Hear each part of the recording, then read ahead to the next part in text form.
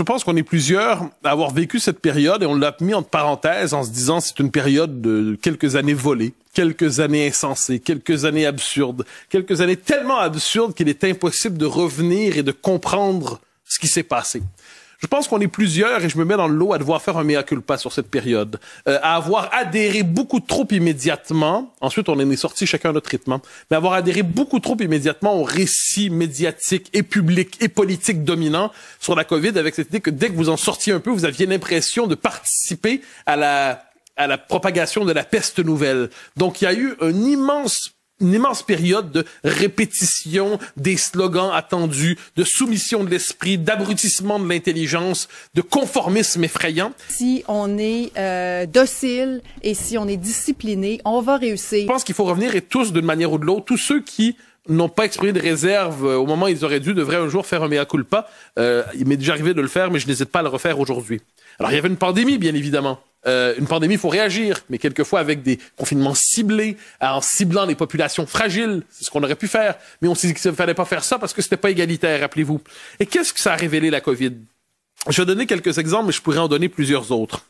D'abord, ça nous a révélé une société où les médias étaient aux ordres comme pas possible, où les médias n'hésitent jamais à devenir les relais de la parole du pouvoir, des médias qui relaient une idéologie et qui sont d'une intolérance exceptionnelle envers tous ceux qui doutent au moment précis de la vérité officielle qu'on nous impose. Rappelez-vous, à l'époque, on traitait de complotistes ceux qui posaient la question de l'origine du virus, peut-être dans un laboratoire. Est-ce que c'est possible? Aujourd'hui, on prend cette hypothèse très au sérieux. Mais à l'époque, on traitait de désinformateurs et de complotistes anti-vax et tout le tralala, ceux qui s'inquiétaient de cela. Je pense que c'est important de concevoir le fait que le complotisme est au cœur de toutes les formes d'extrémisme et que actuellement, évidemment, on a une montée importante et une récupération finalement du complotisme par la droite plus radicale en Occident et que ça érode les fondements de la démocratie. Des fois, il faut juste peut-être regarder du point de vue. Ah, ben finalement, peut-être que juste par la réaction, tu peux finalement être surpris par qui l'est.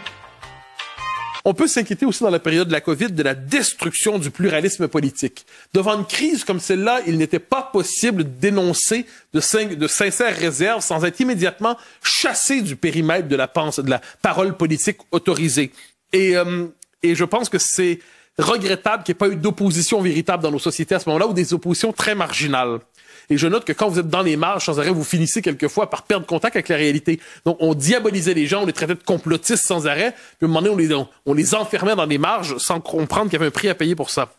On a vu avec la COVID un pouvoir immense qui se donne le droit, le contrôle sur nos corps. C'est fascinant. Regardez ce qu'on a accepté. C'est quand même fascinant, la docilité de nos sociétés. Docile. On a accepté comme société d'être enfermés véritablement chez nous et de nous surveiller les uns les autres comme voisins, et on nous poussait à pratiquer la délation qui est l'autre nom de l'abaissement et de l'avilissement de l'âme humaine. Dénoncer son voisin, pour quand?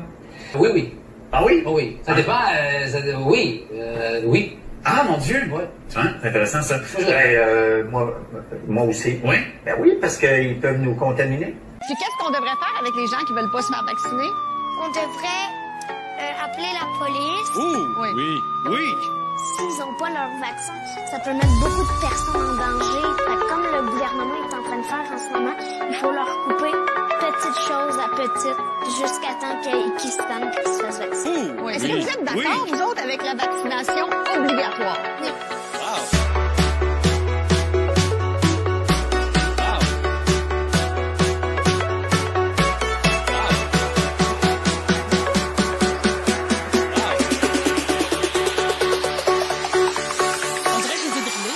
Oui. On nous poussait à la délation, on nous poussait à regarder si nos voisins se permettaient une petite fête exagérée, s'ils avaient un voisin de plus, s'ils sortaient 5 minutes trop tard, et on transformait notre société en société de délateurs. Et le délateur était l'homme de référence, le citoyen exemplaire de la COVID. On a aboli les règles anthropologiques élémentaires. Rappelez-vous le traitement réservé à ceux qui voulaient dire un dernier adieu à leurs proches. Pour nos aînés qui ont bâti le Québec moderne. Ceux qui voulaient enterrer leurs proches. Il y a eu, à travers cette période-là, une immense folie, et je pense qu'on doit chercher à comprendre comment nos sociétés ont pu basculer aussi rapidement là-dedans avec, j'ajoute, faut-il le dire, une forme de délire absolu. Rappelez-vous le vocabulaire covidien, rappelez-vous l'auto-attestation, rappelez-vous, peut-on se promener sur une plage, se promener seul en forêt sans masque. Rappelez-vous cette période au Québec en janvier 2021. Il fait moins 30 au Québec en janvier, sachez-le. Eh bien, on met un confinement à 20h le soir. Québec replonge dans un confinement total. Un couvre-feu est imposé de 20h jusqu'à 5h du matin. On est obligé aujourd'hui d'annoncer une espèce de traitement choc. C'était absurde. Le confinement, c'est le froid. Eh bien non, c'est comme si on avait pris l'habitude de toujours faire des mesures supplémentaires de contrainte et le pouvoir ne savait plus s'arrêter. Cette période est une période dont on devrait tous avoir honte. Contrôle social, contrôle mental, on nous habitue par ailleurs à accepter des vérités successives qui sont en fait quelquefois des mensonges officiels. Rappelez-vous la séquence COVID qui était fascinante sur le vaccin, je reviens toujours là-dessus, d'autant que j'étais pas exactement le plus covido-sceptique. On nous dit d'abord le vaccin est absolument efficace, ensuite on dit il n'est pas nécessairement absolument efficace, ensuite on dit non, il n'empêche pas la propagation, mais il est bon contre les formes graves, puis bon, contre les formes graves la plupart du temps, mais par ailleurs cessez de parler. Donc là on regarde ça, puis moi je dis, est-ce que simplement raconter l'évolution du discours sur cette question, c'était devenir un conspirationniste soi-même. Rappeler que le gouvernement avait pu dire en certaines circonstances, ça m'avait frappé à Ottawa, si vous êtes deux amants, vous rencontrez quelqu'un et vous faites l'amour, portez un masque néanmoins pour limiter la contamination. Canada's Chief Public Health Officer, Dr. Theresa Tam, recently found herself in the news not for COVID-19 updates, but for her advice to Canadians to wear masks when having sex with a new partner. Tam said sexual health is important for overall wellness, but added that Canadians should try to do it safely by skipping kissing and wearing masks during sex. Ça m'avait rendu complètement fou. Eh bien, c'est quand même bizarre. Eh bien là, si vous faites remarquer ça, vous étiez conspirationniste aussi. Donc, autrement dit, on veut décourager, parce que vous êtes matraqué sévèrement. Si vous doutez du récit dominant, vous êtes matraqué sévèrement. Et quelle est la fonction de ce matraquage? Vous empêchez d'avoir le réflexe de la réflexion individuelle.